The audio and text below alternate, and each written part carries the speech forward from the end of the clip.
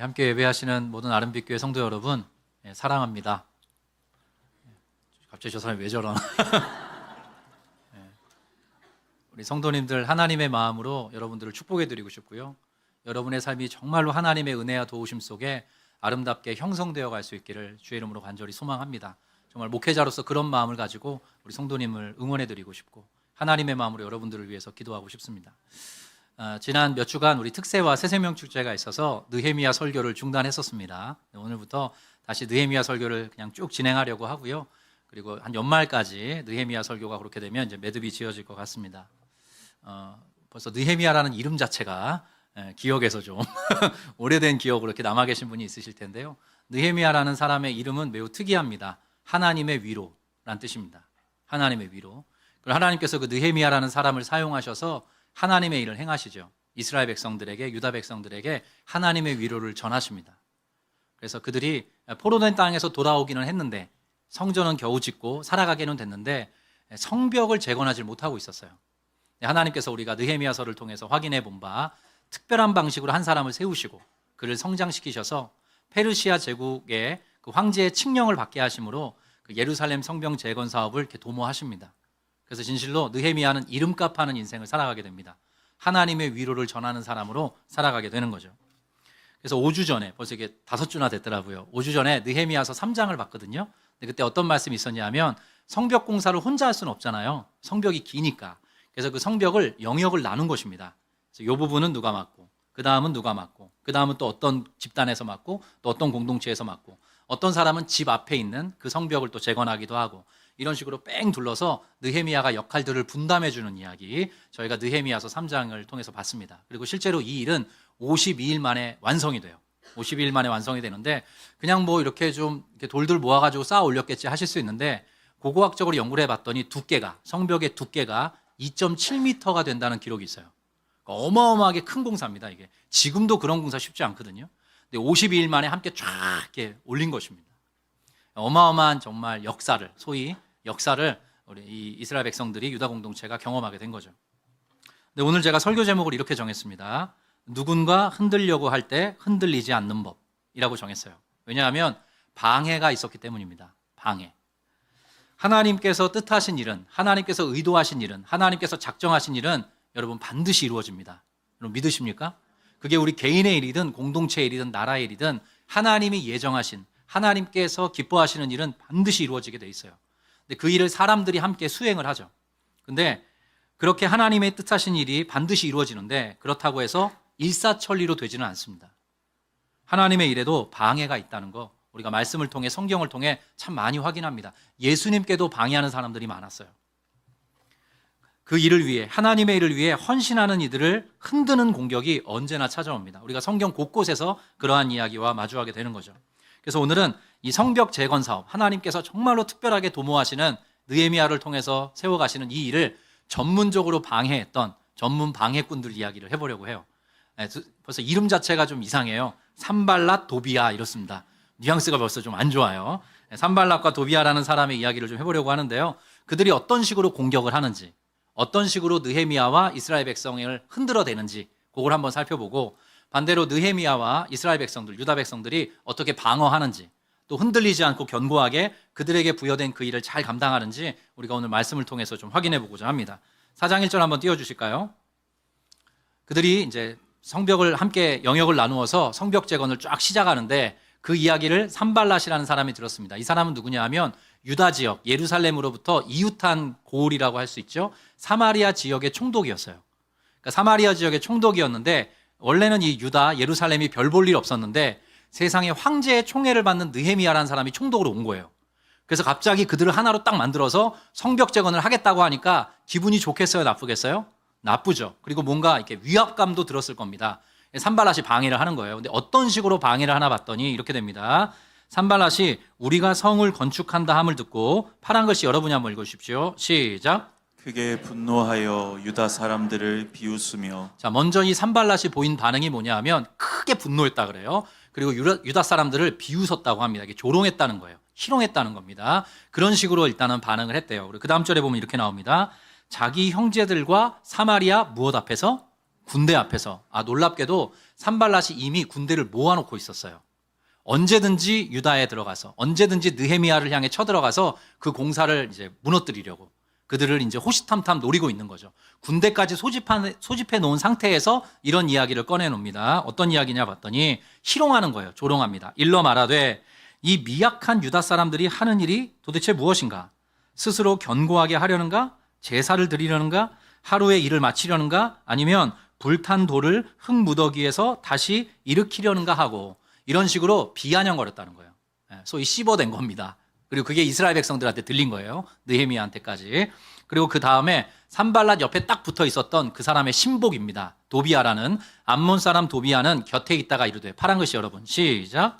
그들이 건축하는 돌 성벽은 여우가 올라가도 곧 무너지리라 하더라. 이렇게 조롱하는 거죠. 그들이 건축하는 그 돌 성벽은 여우 한 마리 올라가도 다 무너져 버릴 겁니다. 그런 식으로 이제 비웃었던 거예요. 조롱했던 겁니다. 자, 앞으로 이 산발랏 도비아는 이제 패키지로 몇 장에 걸쳐서 계속 나옵니다. 이 빌런들이에요. 아주 못된 놈들이에요. 악당들이죠. 그 드라마나 영화에 보면 이게 딱 나오는 악당이에요. 그런데 이 사람들이 이스라엘 백성을 향해, 유다 백성을 향해, 느헤미야를 향해 꺼내든 칼은 물리적 공격이 아니라 심리적인 공격인 겁니다. 군대를 이끌고 막 쳐들어오는 게 먼저가 아니라 격한 감정을 표현하고 또 여러 가지 희롱 섞인 말로 그 이스라엘 백성들의 사기를 꺾으려고 하는 거예요. 물리적 공격 이전에 심리적 공격으로 흔드는 것입니다. 제가 그래서 요거를 이렇게 어제 이제 설교 준비하면서 계속 묵상을 해봤더니 왠지 그 사극의 한 장면이 딱 떠오르더라고요. 예를 들면 주인공이 있고 주인공과 이제 대적하는 또 적대 세력이 있어요. 사극에 보면 언제나 그런 세력이 있지 않습니까? 예를 들면 근데 주인공 세력이 주인공과 함께하는 그 여러 세력들이 이제 뭔가 선한 의지를 갖고 어떤 일을 도모를 해요. 근데 그 이야기를 이 적대 세력이 들은 거예요. 그럼 사극에서 보통 이런 패턴이 나타납니다. 제가 연기를 좀 해야 되는데 이런 거예요. 못이라! 박수까지 치실 건 아닌데 1부 때는 좀 제가 약했는데 잘 된 것 같아요. 못이라! 이놈들이 뭐 이런 식으로 반응을 하잖아요. 바로 그거예요. 첫 번째 반응은 그렇게 하는 겁니다. 그리고 나서는 금세 마음을 다잡고 깎아내리는 거예요. 야, 걔네들이 한다는 거 그거 별거 없어. 해봐야 금방 무너질 거야. 이런 식으로 그 적대하는 세력들이 폄훼하는 거죠. 그게 주인공 세력한테 들리게 된 것입니다. 그런 식으로 여러분이 생각하시면 딱 좋아요. 그래서 핵심은 뭐냐 하면 물리적 공격 이전에 어떤 공격? 심리적인 공격을 하는 거예요. 마음을 흔드는 겁니다. 사기가 꺾이도록. 그리고 격한 감정적인 반응, 분노, 그리고 그런 비아냥, 그리고 군대까지 싹 모아놓고 이런 분위기가 이제 이스라엘 백성들 또 느헤미야에게 상당한 부담으로 작용했을 수 있겠죠. 그런 식으로 이제 방해를 하는 겁니다. 하나님의 일을 하는 하나님의 사람들을 향한 첫 번째 공격은 언제나 물리적 공격이 아니라 심리적인 공격입니다. 우리 하나님의 사람들은 이것을 염두에 둘 수 있어야 돼요. 마음을 흔드는 거죠. 마음에 부담을 주는 것입니다. 마음을 불편하게 만드는 거예요. 심지어 깎아내리는 거죠. 희롱, 조롱, 희화화해버리는 거죠. 그런 걸 통해서 우리의 마음이 흔들리게 되면 그들의 계략에 놀아나는 거예요. 결국 이렇게 됩니다. 그래서 하용조 목사님, 온누리교회를 설립하셨던 하용조 목사님께서 이 부분을 설교하시면서 이렇게 또 재밌는 또 해석을 달아놓으셨더라고요. 제가 갖고 왔습니다. 자막으로 부탁드렸어요. 이 세상은 하나님의 일을 한다고 박수 쳐주지 않습니다. 나라를 위해서, 민족을 위해서, 이웃을 위해서 좋은 일을 하고 선한 일을 한다고 해서 사람들이 모두 환영해 주는 것은 아닙니다. 반대하는 사람은 언제나 있습니다. 분노하는 사람은 언제나 있기 마련입니다. 분노하고 분개하고 조롱하는 사람들의 특징은 매우 감정적이라는 것입니다. 반대하는 사람들의 전형적인 특징이 있는데 이성적이지 않습니다. 또한 그들은 교만해서 자신이 누구보다도 우월하다고 생각하기 때문에 다른 사람들이 하는 일을 조롱하고 비난합니다. 이게 산발랏과 도비아가 이런 사람이라는 거예요. 그런데 막상 그들이 화를 내고 분개하는 말을 가만히 들어보면 별다른 내용이 없습니다. 화를 내는 당사자는 굉장히 커다란 이유라고 생각하지만 그 내용을 들여다보면 그렇게 화를 내거나 분개할 이유가 전혀 아닙니다. 자, 선도발과 도비아가 왜 분노했냐 하면 또 왜 조롱했냐 하면 자신들의 세력이 위축되기 때문이에요. 위기감을 느꼈기 때문입니다. 원래 그 유다 땅에도 총독이 있었을 수 있는데 별로 힘이 없었어요. 그래서 유다 백성들이 사실은 처지가 딱하게 됐던 거죠. 그런데 왕으로부터, 황제로부터 특별한 총애를 받았던 느헤미야라는 사람이 군대까지 인솔해가지고 예루살렘에 딱 도착하니까 처음으로 위축감을 느낀 거예요. 산발랏과 도비아가. 그래서 한편으로는 분노하고 또 한편으로는 이제 비아냥거리는 거죠.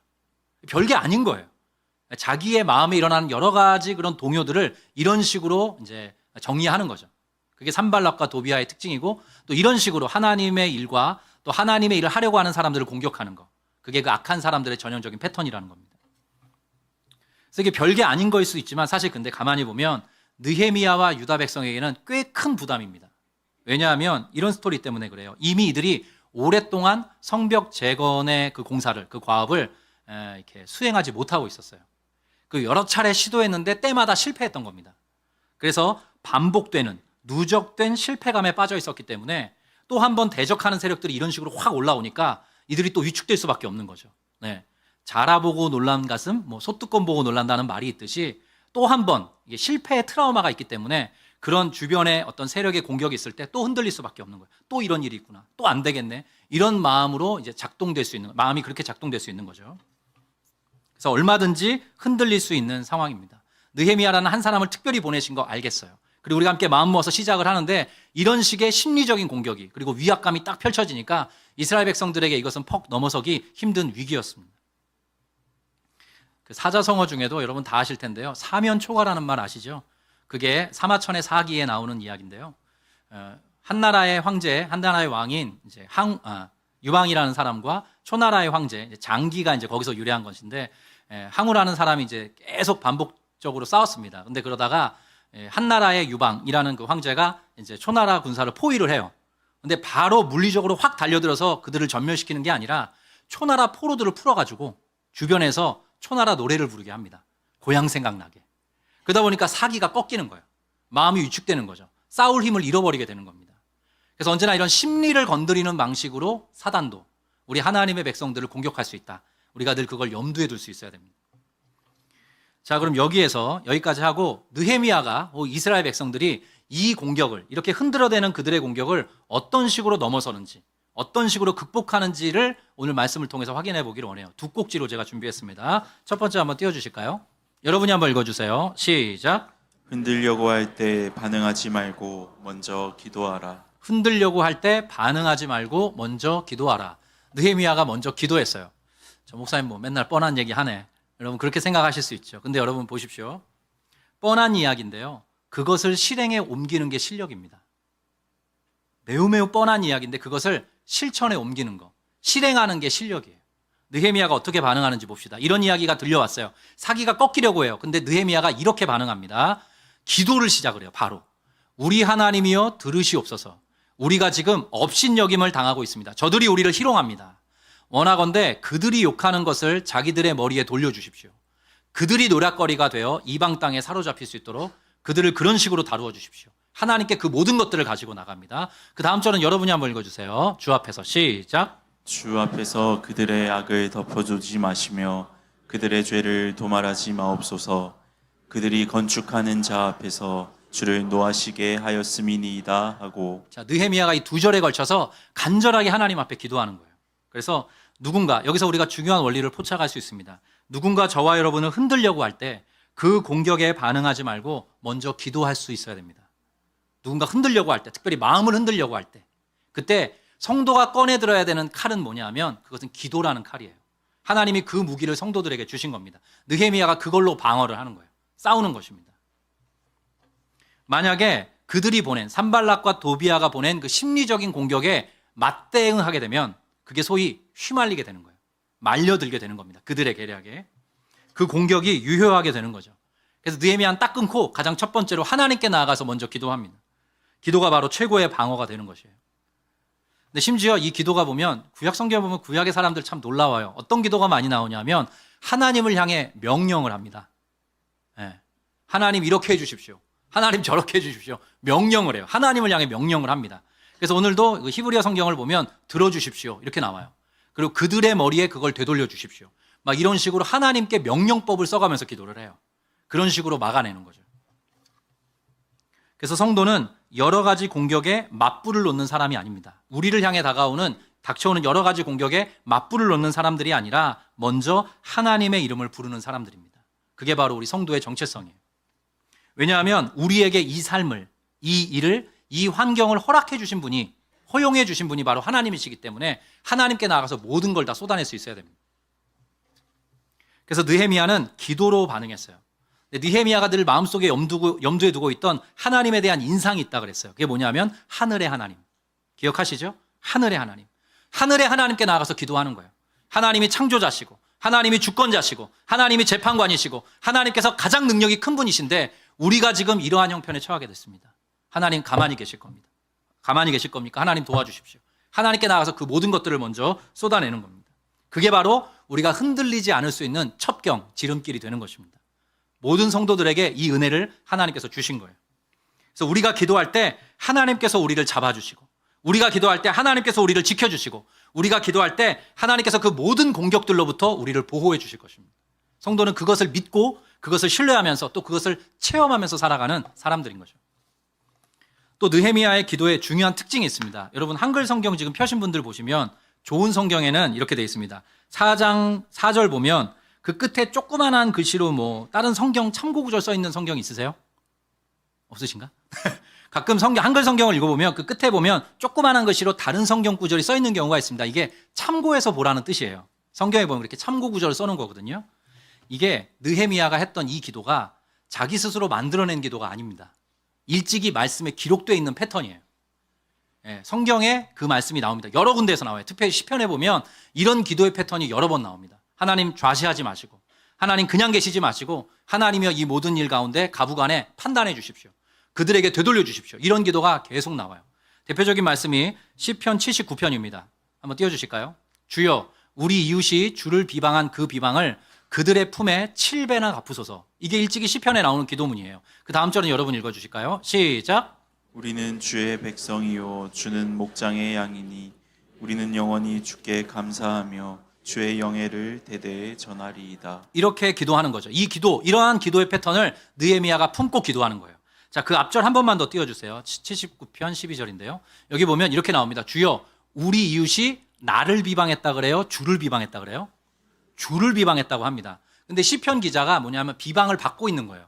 자기가 받고 있는 비방인데 우리 이웃이 나를 비방하는 게 아니라 주님을 지금 비방합니다. 그 비방을 그냥 두실 겁니까? 그들의 품에 7배나 갚아주십시오. 이렇게 얘기하는 거예요. 이게 무슨 뜻이냐면 하나님과 하나님의 백성은 연합되어 있기 때문에 그렇습니다. 이걸 언약이라 그러는 거예요. 하나님은 우리의 편이시고 우리는 하나님의 자녀이고 하나님의 사람들이니 하나님 이들이 저를 향하는 공격은 하나님을 향한 공격입니다. 하나님 가만히 계실 겁니까? 이런 식으로 성경의 사람들이 말씀의 사람들이 기도를 했다는 거예요. 느헤미야도 꼭 같습니다. 하나님 그냥 계실 겁니까? 하나님의 이 일이 하나님의 백성들이 이런 식으로 공격받고 있습니다. 하나님 가만히 계실 것입니까? 그렇게 그 모든 것들을 먼저 가지고 나가서 하나님께 토로합니다. 사람에게 반응하는 게 아니라 그 공격에 반응하는 것이 아니라 기도로 반응한다는 거죠. 그래서 제가 설교 원고에다 이렇게 썼어요. 여러분 하나님께 일러 바치십시오. 정말입니다. 하나님께 일러 바치셔야 돼요. 다른 식으로 반응하시면 이기기가 어렵습니다. 우리 성도들은 첫 번째 하나님께 그 모든 것들을 일러 바치는 사람들이에요. 왜냐하면 하나님께서 우리의 힘센 아버지가 되시기 때문입니다. 여러분 아멘이시죠?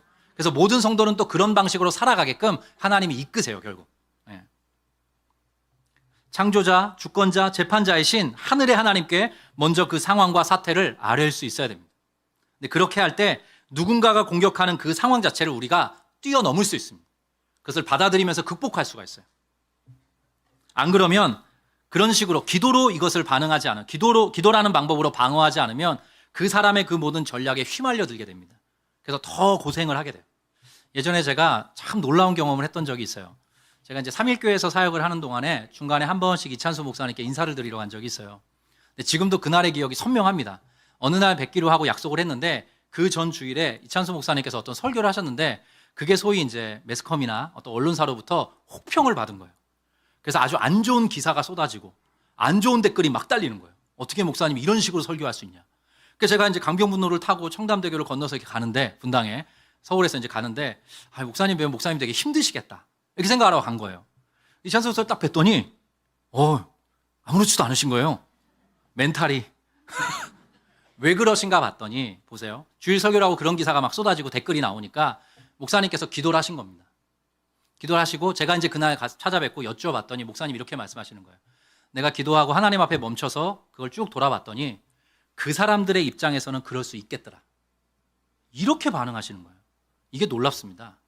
그 사람들이 쏟아내는 거에 난 아닙니다 이렇게 반응하는 게 아니라 그 사람들이 쏟아내는 모든 이야기를 가만히 품고 하나님께 나가서 기도를 했더니 하나님이 목사님께 주시는 마음이 그 사람들의 입장, 형편, 처지에서는 그렇게 말할 수 있겠더라.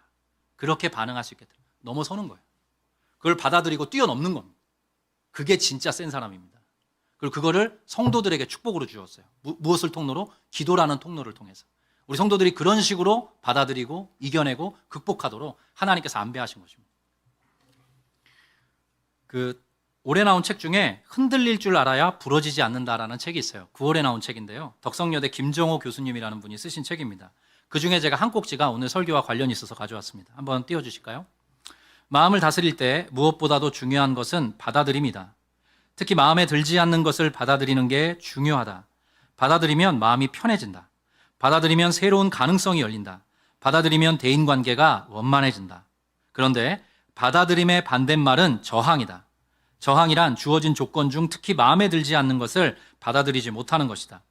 저항하는 습관을 가진 사람들은 공통점을 하나 가지고 있는데 바로 반추, 되새김을 많이 한다는 것이다. 마음에 들지 않는 일을 곱씹고 또 곱씹는다. 그렇다고 변화하는 것은 없고 더욱 괴로울 뿐인데 말이다. 저항하면 마음이 불편하다. 저항하면 새로운 가능성이 닫힌다. 저항하면 대인관계가 악화된다. 받아들일 수 있어야 된다는 거죠. 그걸 극복하고 넘어설 수 있어야 된다는 거예요. 그걸 위해서 우리 성도들에게 주신 축복이 하나 있는데 그게 바로 기도라는 것입니다. 그래서 느헤미야는 그 방법을 사용하고 있는 거예요. 그런 일이 없기를 바라지만 우리 아름빛교회 성도님들, 여러분들이 선한 열정을 가지고 정말 하나님 앞에서 아름답고 건강하게 정말로 복되게 살아가 보려고 여러분이 마음에 선한 결심을 하시더라도 공격은 있을 수 있습니다. 근데 그 공격에 공격으로 되돌아가는 공격으로 맞불을 놓으시면 안 돼요. 기도로 풀어낼 수 있어야 됩니다. 우리 성도들은 그 자리로 부름을 받은 사람들이에요. 그리고 자꾸 나에게 공격하는 그 여러 가지 공격들을 그걸 반추하고 그걸 되새김하고 그걸 주야로 묵상하시면 안 돼요. 반드시 집니다. 제가 목회자로서 안타까울 저도 그런 일이 있었어요. 부끄럽지만 목사고 뭐 없습니다. 사실 그런 공격이 찾아올 때 바로바로 어떻게 반응하겠어요. 그것도 이제 연륜이 쌓여야 되는 거죠. 경험치가 쌓여야 됩니다. 그런데 하나님 앞에 그 모든 것 가지고 나아가서 하나님 앞에 다 쏟아낼 수 있어야 돼요. 하나님께서는 그래서 성도들에게 기도라는 가장 강력한 무기를 주신 겁니다. 우리가 잘 알고 있는 말씀 한 구절 보겠습니다. 빌립보서 4장 말씀인데요. 아무것도 염려하지 말고 그랬습니다. 이 염려라는 말 제가 몇 번 설명해 드렸는데 마음이 원래 하나로 있다가 어떤 상황 속에서 마음이 둘로 나뉘어진다는 뜻이에요. 염려는 그냥 걱정한다 그게 아니라 마음이 탁 쪼개진다는 거예요. 그래서 하나님 편에 서서 하나님께서 원하시는 삶의 방식을 채택해야지라는 것과 이렇게 해야 될 것 같은데 이런 식으로 마음이 딱 갈라진다는 걸 의미해요. 그런 염려가 찾아올 때 염려하지 말고 다만 어떤 일에? 모든 일에. 유익한 일, 기쁜 일 말고 소망 가운데 뭔가 좀 도모할 수 있는 일 그런 일 말고 너희의 삶에 공격을 가하는 것 같은 너희의 마음을 흔드는 것 같은 그런 일 가운데서도 너희가 기도와 간구로 나아가야 된다. 그리고 너희 구할 것을 감사함으로 하나님께 아뢰일 수 있어야 된다. 그 다음에 이러한 보장이 우리 성도들에게 뒤따를 것이다 이야기해 줍니다. 읽어주실까요? 시작. 그리하면 모든 지각에 뛰어난 하나님의 평강이 그리스도 예수 안에서 너희 마음과 생각을 지키시리라. 여러분 아멘으로 받으시겠습니까? 아멘. 정말 여러분 아멘으로 받으시고 이 기도의 맛과 은혜와 능력을 꼭 체험하시길 바랍니다. 그게 쌓이고 쌓이면 이제 이런 식으로 반응하게 됩니다. 하나님 앞에 기도로 반응하는 사람이 되는 거예요. 이걸 가지고 내가 아웅다웅할 게 아니라 그 사람과 딱 부딪힐 게 아니라 나를 향해서 흔드는 그 공격에 내가 일희일비하고 반응하는 게 아니라 하나님께 나 가지고 나가야 되겠구나. 하나님께 그 모든 것들을 쏟아낼 때 하나님이 어떤 식으로 이 모든 것들을 막아주시고 지켜주시고 또 보호해 주시는지를 경험하는 것. 그게 바로 성도에게 주어진 특권이라는 거죠. 그래서 어떤 분이 그런 슬픈 말을 했잖아요. 이런 말이 있더라고요. 기도가 최후의 카드가 아니라 첫 번째 카드가 되어야 될 성도가 너무나 많다는 거예요. 기도를 성도들이 마지막 카드로 쓴다는 거예요. 근데 기도는 성도가 써야 될 첫 번째 카드라는 거예요. 느헤미야처럼. 그런 공격, 그런 우리의 마음을 흔드는 공격이 딱 찾아왔을 때 첫 번째 카드로 딱 기도를 꺼낼 수 있어야 된다. 그게 바로 성도가 걸어가는 길이라는 거죠. 하나님이 그 끝에 반드시 하나님의 지키시는 역사, 보호해 주시는 역사를 나타내 보여주실 것이다. 그렇게 이야기하고 있고 실제로 이 성벽 재건이 이루어지게 되는 거죠. 자, 두 번째 곡지입니다. 여러분이 한번 읽어주실까요? 시작. 흔들려고 할 때 맡겨진 그 일에 더욱 마음을 담으라. 느헤미야와 이스라엘 백성들이 이런 식으로 기도하면서 반응을 하는데요. 6절 말씀입니다. 여긴 제가 읽을게요. 이에 우리가 성을 건축하여 기도하면서 성을 건축한다는 뜻입니다. 이에 우리가 성을 건축하여 전부가 연결되고 높이가 절반가량 이르렀으니 자 파란 글씨 여러분이 시작. 이는 백성이 마음들여 일을 하였음이니라. 놀라운 고백입니다. 그러한 공격, 호시탐탐 엿보는 그러한 어떤 적군의 대적의 위세가 있었음에도 불구하고 모든 백성이 마음들여 그 일을 하였기 때문에 이 일이 이루어지게 되었다. 성경이 이야기합니다. 방해하는 이들의 감정적인 공격, 여러 가지 비아냥거림, 그리고 언제든지 해코지하겠다는 그 위협 앞에서 이들이 흔들리지 않았습니다. 한편으로는 간절히 주님 앞에 기도하면서 자신들에게 맡겨진 그 일을 성실하게 한 것이에요. 자신들에게 지금 주어진 그 일에 마음을 담은 것입니다. 뚜벅뚜벅 그 길을 갔고 또 하루하루 맡겨진 일에 최선을 다한 것입니다. 그게 바로 성경이 이야기하는 흔들리지 않는 방법이 되는 것이에요. 우리가 그 사람들의 공격에, 여러 가지 세력의 공격에 우리가 반응하게 되면 정작 해야 될 일을 못하게 됩니다. 에너지가 생기지 않아요. 그걸 틀어막는 데 에너지가 너무 많이 써요. 오히려 우리에게 주어진 그 일, 우리에게 하나님께서 맡겨주신 그 사명을 하루하루 마음 담아 감당하게 될 때 결국 그 문제가 아닌 것이 되는 거죠. 이스라엘 백성들처럼 말입니다. 산발락과 도비아, 이 대적들의 목적은 무엇입니까? 결국은 공격하고 방해해서 느헤미야와 유다 백성들을 계속 흔들어서 그 목적지에 다다르지 못하게 만드는 것. 그게 바로 그들의 목적이었습니다. 성벽 재건 사업을 포기하게 만드는 거죠. 그래서 여러분 이 말씀을 꼭 드리고 싶어요. 여러분께서 선한 일에, 하나님께서 원하시는 그 일에 헌신하려고 하실 때 공격이 찾아올 것입니다. 공격이 찾아올 텐데 그때에도 하나님께서 여러분 한 분 한 분에게 맡겨주신 그 일을 마음 담아 최선을 다해 충성스럽게 감당하시는 하나님의 일꾼들 다 되시기를 주의 이름으로 축복합니다. 여러분의 일상 속에서, 여러분의 가정에서, 여러분의 직장과 사업 현장에서, 때로 교회 공동체 안에서 하나님께서 여러분에게 부탁하신 그 일, 그 일에 마음을 담으시기를 바랍니다. 그때 어느 순간 내 인생의 성벽이 이렇게 세워져 왔구나. 하나님의 은혜와 도우심이 있었구나. 그걸 반드시 경험하게 될 것이에요. 그게 바로 성도가 누리는 은혜이죠. 제가 개인적으로 그 잡기를 되게 좋아하는데요. 그 잡기 중에 뭐 당구도 잘 치고 이런 3부로 올려야겠네요. 저도 모르게 얘기하는. 근데 제가 그 야구를 되게 좋아해요. 야구를 좋아하는데 몇 년 전까지만 해도 야구장에도 여러 번 갔었습니다. 근데 최근 몇 년 동안은 한 번도 못 갔어요. 근데 야구에도 보면 이런 이야기가 있습니다. 야구 선수들이 몸으로 야구를 하지만 정신을 잘 지켜야 돼요. 멘탈 관리를 해야 됩니다. 그래서 어떤 일이 있냐면 신인 때 야구 선수들이 되게 잘해요. 그래서 막 신인상을 받기도 하는데 그 사람들에게 2년 차의 위기가 옵니다. 그것을 소포머 징크스라 그래요. 2년 차 징크스라 그러거든요. 근데 왜 그런가 봤더니 1년 차 때 너무 잘한 거예요. 투수는 투수대로, 타자는 타자대로. 근데 이게 일정한 투구 폼으로 공을 던져야 되고 일정한 타격 폼으로 배트를 휘둘러야 되는데 2년 차가 되면 작년에 잘했잖아요. 생각이 많아집니다. 생각이 많아지면 폼이 흐트러지는 거예요. 자기가 원래대로 하던 대로 던지면 되는데 하던 대로 치면 되는데 여러 가지 정신적인 작용 속에서 이 마음이 흔들려지면서 폼들이 무너지는 거예요. 안 되는 거죠. 그럼 더 그게 깊고 진한 수렁으로 이끌어서 2년차 징크스가 있다. 야구에는 그런 이야기를 흔하게 합니다. 그래서 원래의 폼으로 돌아가야 돼요. 마음을 잘 관리하면서. 성도도 마찬가지입니다. 생각을 많이 하기보다 지금 맡겨진 그 일에 마음을 담을 수 있어야 됩니다. 하루하루 지나갈 것이에요. 쌓여가면 결국은 그 모든 흔들림으로부터 우리가 승리를 경험하는 그런 은혜가 있을 것입니다. 그게 바로 성도에게 주시는 축복이죠. 느헤미야와 관련된 책 중에 탁월한 지도력이라는 책이 있습니다. 존 화이트라는 분이 썼는데 이 대목에 대해서 이렇게 코멘트를 달아놨더라고요. 제가 가져왔습니다. 한번 띄워주실까요? 하나님께서는 산발랏과 도비아처럼 하나님에 대한 도전을 자랑 삼는 자들을 조롱하신다. 하나님은 오히려 그들을 조롱하신다는 거예요. 그러나 아무리 어리석고 허물이 많은 자들이라도 하나님의 종들은 절대 비웃지 않으신다. 우리의 대적자는 우리들의 심리적 약점을 이용하여 우리를 괴롭힌다. 그는, 이건 사탄의 세력이에요. 사람을 지칭하는 게 아닙니다. 그 사탄의 세력은 죄의식에 민감한 자들에게는 불과 같은 정죄를 퍼부으며 의기소침한 자들에게는 공포의 화살을 쏟아낸다. 지금도 예배하는 수백 명의 성도님들이 계신데 한 분 한 분의 그 심리에 약점이 있다는 거예요. 그 약점을 건드리는 방식으로 심리적인 공격을 가한다는 겁니다. 그래서 하나님의 사람들이 멈춰서도 그 일을 못하도록 만든다는 거예요. 그래서 이렇게 이어져요. 그의 목표, 그 사단의 세력의 목표는 항상 똑같은 것인데 곧 그것은 우리가 하는 일을 중단시키는 것이다. 우리의 목표는 그 반대, 즉 계속 일을 추진하는 것이어야 한다. 그게 하나님의 사람들이 흔들리지 않고 인생을 살아가는 방법이 된다는 거죠. 여러분이 한 번쯤 위인전도 읽어보셨을 수 있고 뭐 이분의 이름은 다 기억하실 거예요. 알버트 슈바이처라는 분인데 이분이 유명한 거의 뭐 성인 취급을 받는 의사시죠. 선교사이기도 하십니다. 근데 이분이 원래 목회자시고 신학자셨어요. 나중에 이제 아프리카로 들어가시거든요. 근데 그분이 남기신 어록 중에 이런 명언이 있습니다. 한번 띄워주실까요? 여러분 읽어주세요. 시작. 선한 일을 갈 때 사람들이 앞길에 돌멩이를 치워줄 것이라 기대 말라. 그들은 더 큰 돌멩이를 던질 것이다. 아멘하기가 두려운데 이렇다는 거예요. 우리가 선한 의도를 가지고 선한 길을 가려고 할 때 사람들이 앞길에 돌멩이를 치워줄 것이라 기대하지 말라는 거예요. 그들은 더 큰 돌멩이를 던질 것이다. 동맹이라고 돼 있네요. 오타를 3부 때 수정해 주시면 감사하겠습니다. 여러분 신약 성경에 보면 고린도 교회라는 매우 특별한 교회가 나와요.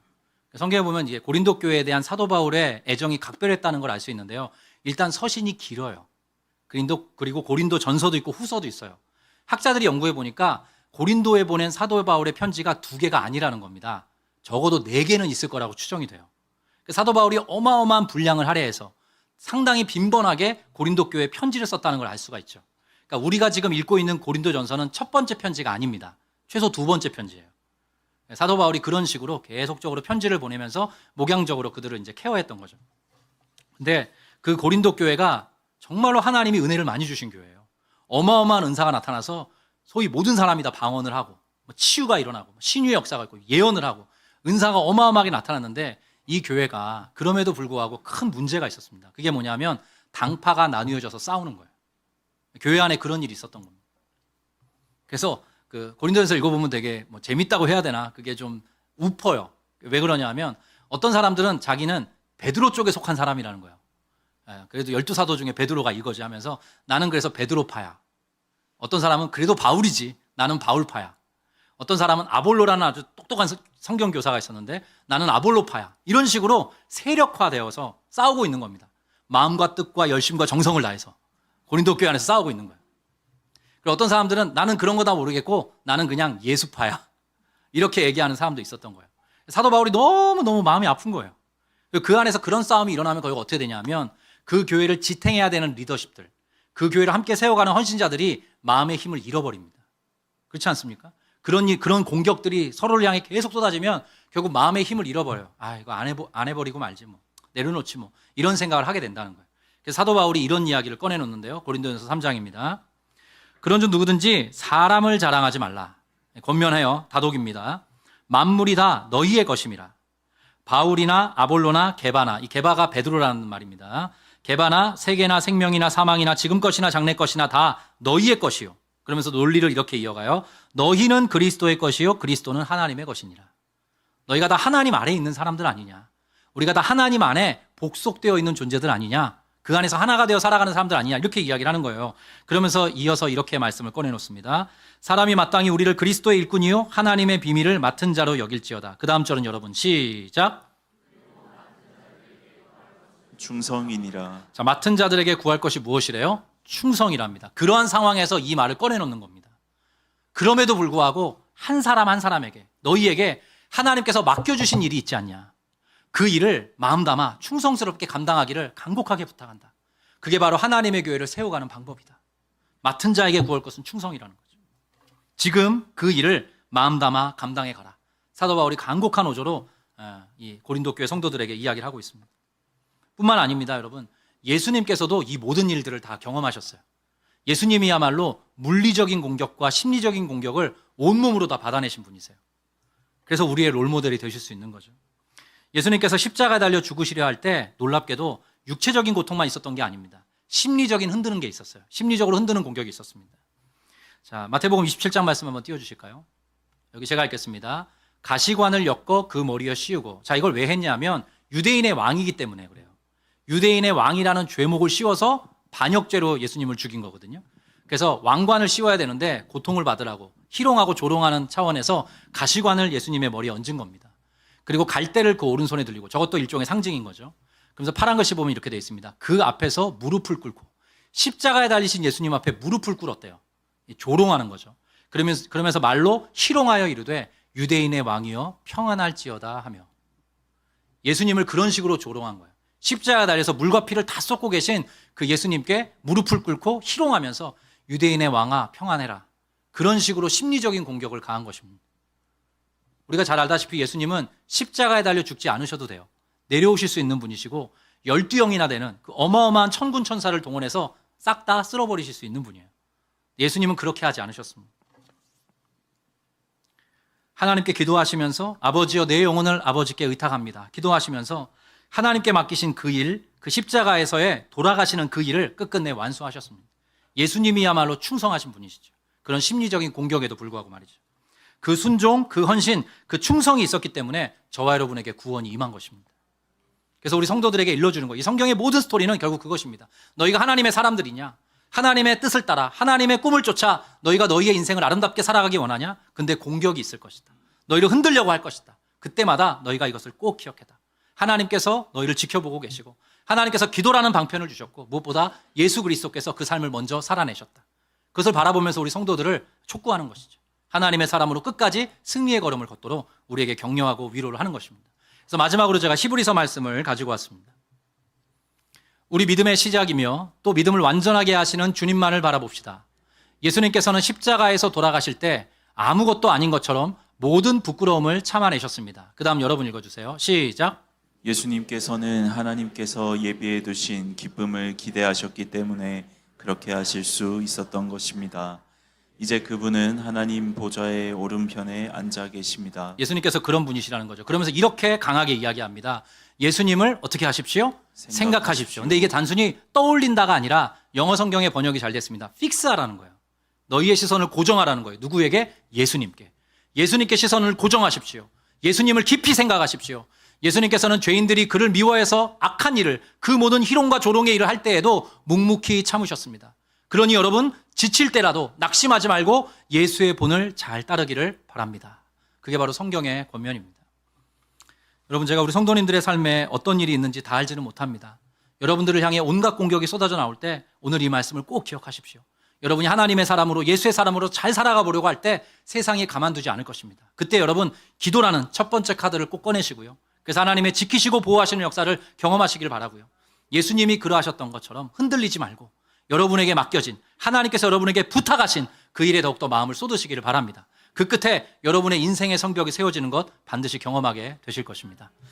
자, 여기까지 설교하고요. 이제 학습 세례 입교식을 하려고 하는데요. 한 분의 우리 형제께서 입교를 받는 우리 형제신데 방하중 형제께서 간증을 준비했습니다. 먼저 간증을 나눠주실 텐데 간증을 통해 함께 은혜 누리시고요. 이후에 예식을 이어가겠습니다. 박수로 한번 격려해 주시면 좋겠습니다.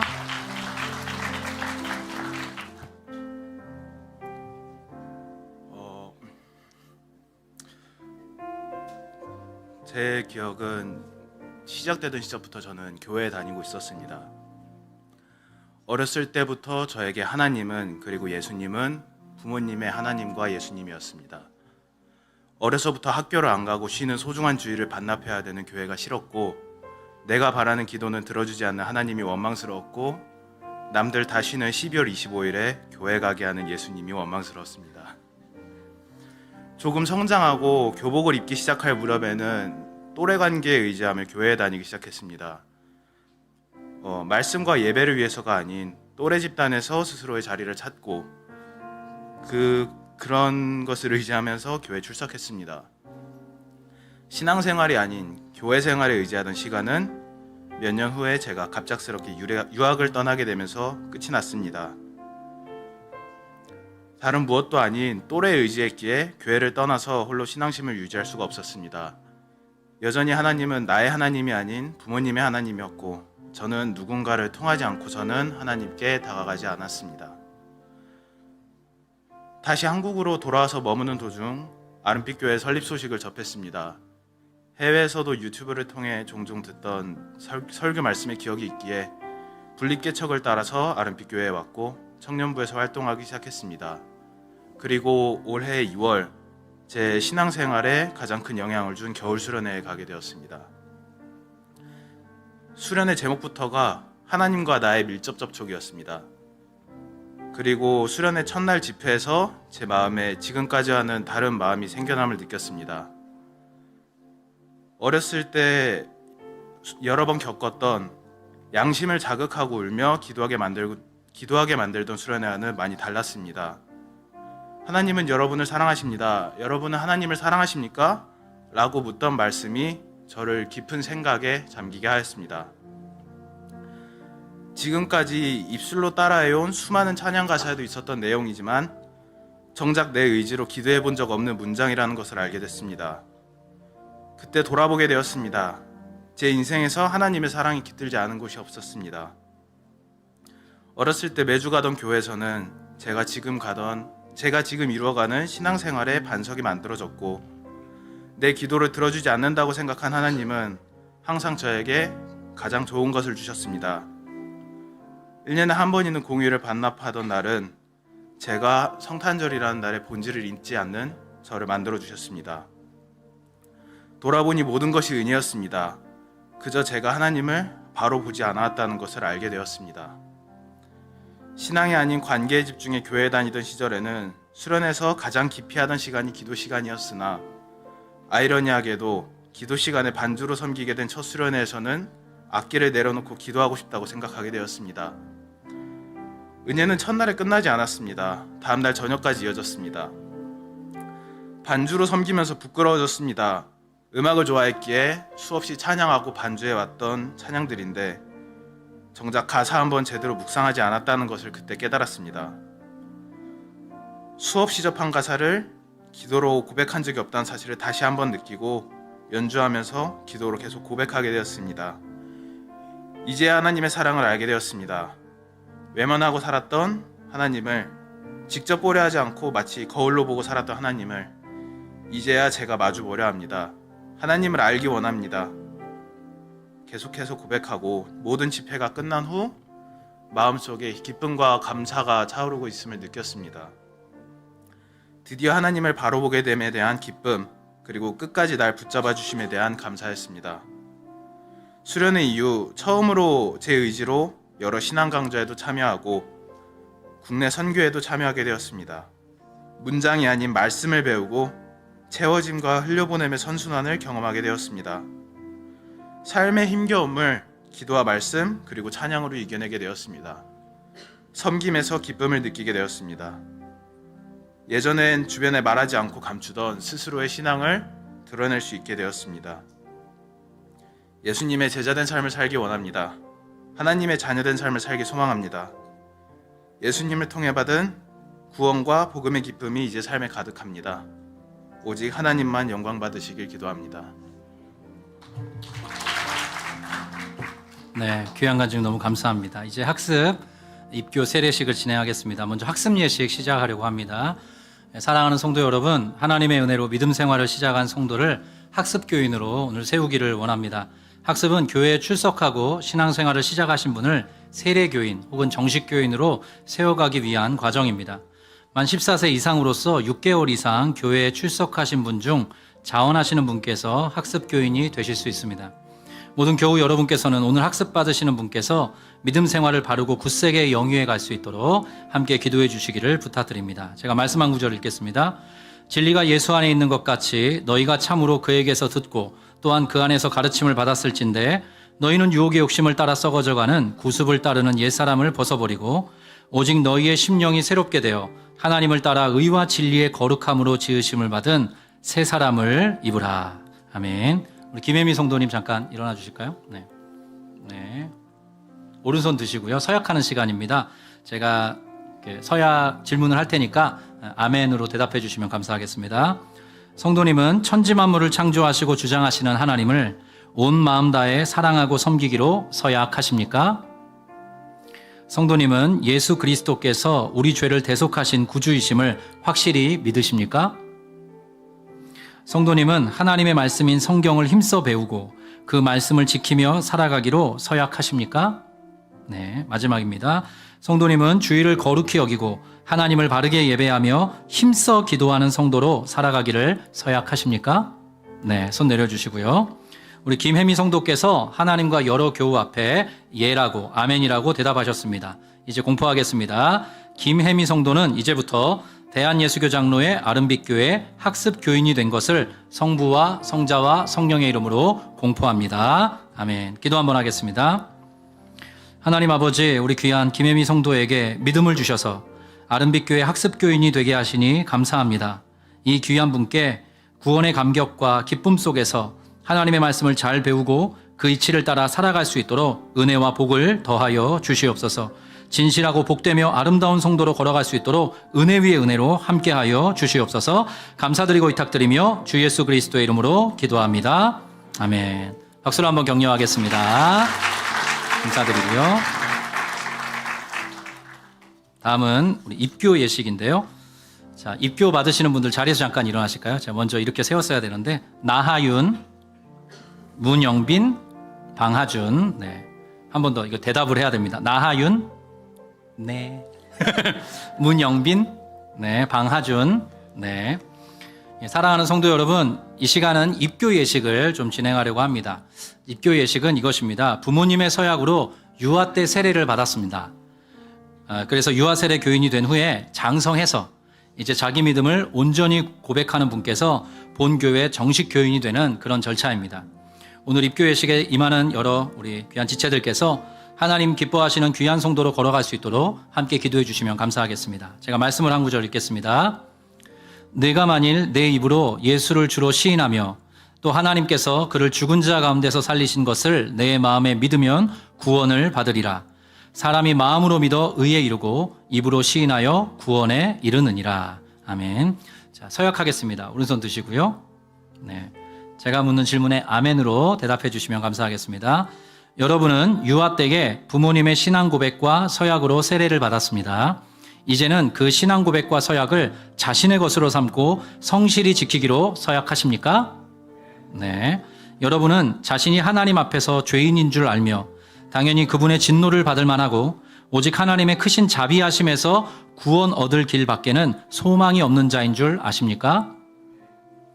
여러분은 주 예수 그리스도께서 하나님의 아들 되심과 죄인의 구주 되시는 줄 믿으며 복음에 말한 바와 같이 구원하실 이는 다만 예수뿐인 줄 알고 그를 영접하며 그만 의지하십니까? 여러분은 지금 성령의 은혜만 의지하고 그리스도를 좇는 자가 되어 그대로 힘써 행하며 모든 죄를 버리고 그의 가르침과 모범을 따라 살기로 서약하십니까? 마지막입니다. 여러분은 교회의 관할과 치리에 복종하고 교회의 거룩함과 화평함을 이루도록 노력하겠습니까? 네, 손 내리시겠습니다. 나하윤, 문영빈, 방하준 성도께서 하나님과 여러 교우들 앞에서 아멘으로 모든 서약에 대답하였습니다. 이제 공포하겠습니다. 나하윤, 문영빈, 방하준 성도는 이제부터 대한예수교 장로의 아름빛교회 입교인이 된 것을 성부와 성자와 성령의 이름으로 공포합니다. 아멘. 박수로 한번 격려해 주십시오. 제가 한번 기도하겠습니다. 하나님 아버지, 이 귀한 성도들에게 은혜를 주셔서 아름빛교회 입교인이 되게 하시니 감사합니다. 일찍이 부모님의 신앙 고백과 서약을 이어받되 더욱 진실하고 복되며 아름다운 성도로 힘있게 걸어갈 수 있도록 풍성한 은혜를 더하여 주시옵소서. 감사드리고 위탁드리며 주 예수 그리스도의 이름으로 기도합니다. 아멘. 자리에 앉으시겠습니다. 자, 마지막으로 세례 예식입니다. 제가 호명하겠습니다. 대답하시면서 일어나 주시면 좋겠습니다. 김건호 성도, 네, 김정원 성도, 네, 박신영 성도, 이지민 성도, 네, 감사합니다. 사랑하는 아름빛교회 성도 여러분, 이제는 세례식을 진행하려고 합니다. 세례는 삼위 하나님, 성부와 성자와 성령의 이름으로 물로써 씻는 거룩한 예식입니다.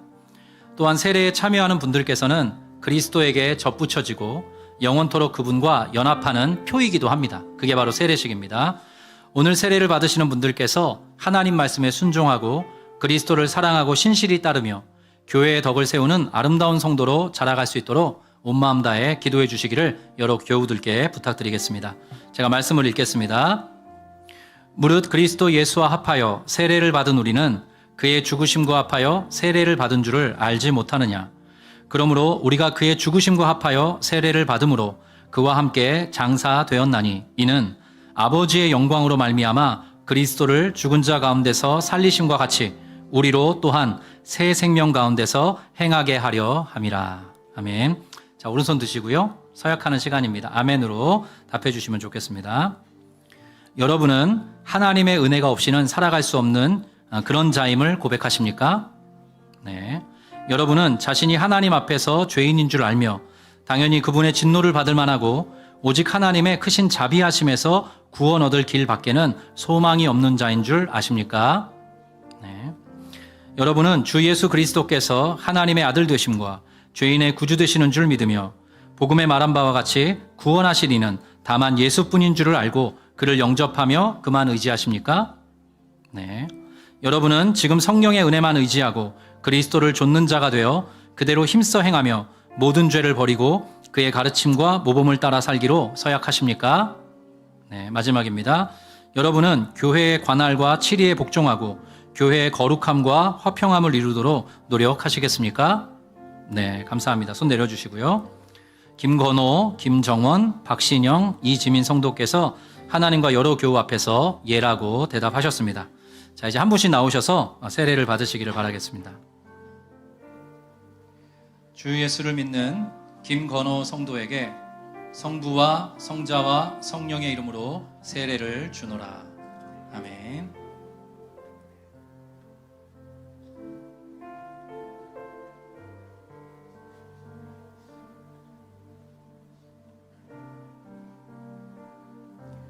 주 예수를 믿는 김정원 성도에게 성부와 성자와 성령의 이름으로 세례를 주노라. 아멘.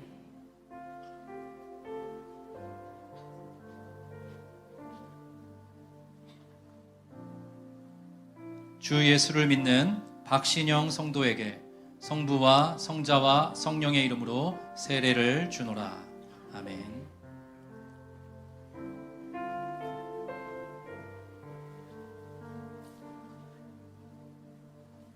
주 예수를 믿는 이지민 성도에게 성부와 성자와 성령의 이름으로 세례를 주노라. 아멘. 자, 이제 공포하겠습니다. 잠깐 일어서시겠어요? 세례 받으신 분들. 김건호, 김정원, 박신영, 이지민 성도는 이제부터 대한예수교 장로의 아름빛교회 세례교인이 된 것을 성부와 성자와 성령의 이름으로 공포합니다. 아멘. 박수를 한번 격려해 주실까요?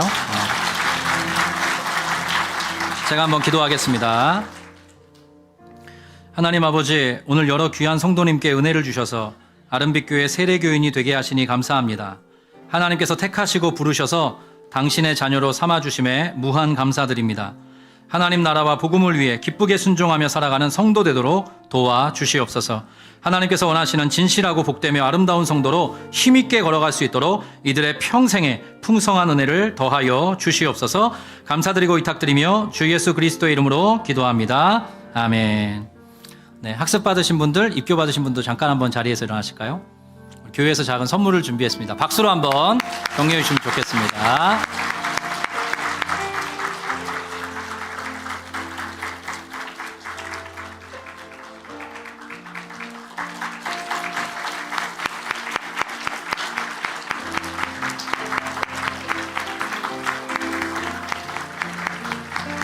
네, 감사합니다. 이제 온 교우 다 같이 일어나셔서 우리 찬양하고 기도하고 예배 마치도록 하겠습니다.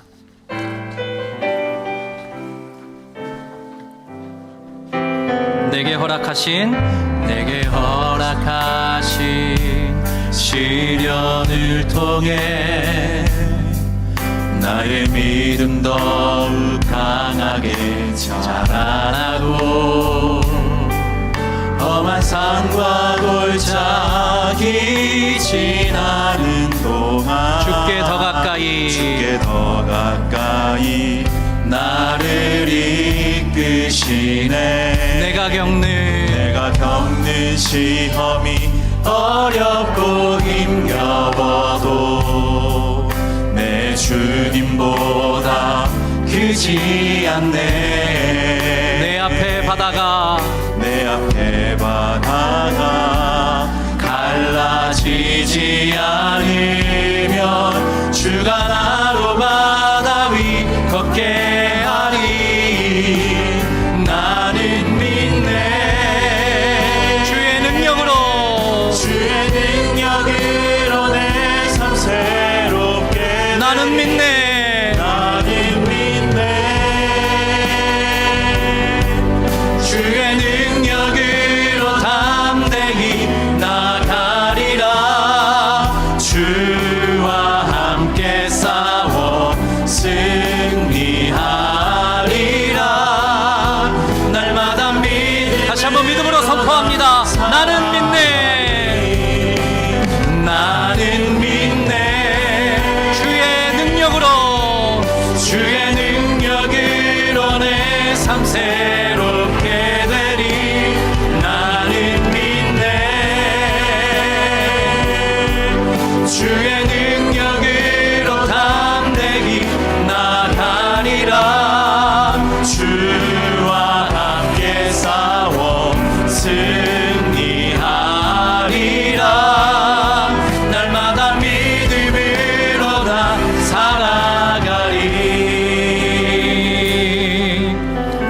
제가 기도하고 축도로 예배를 마치겠습니다.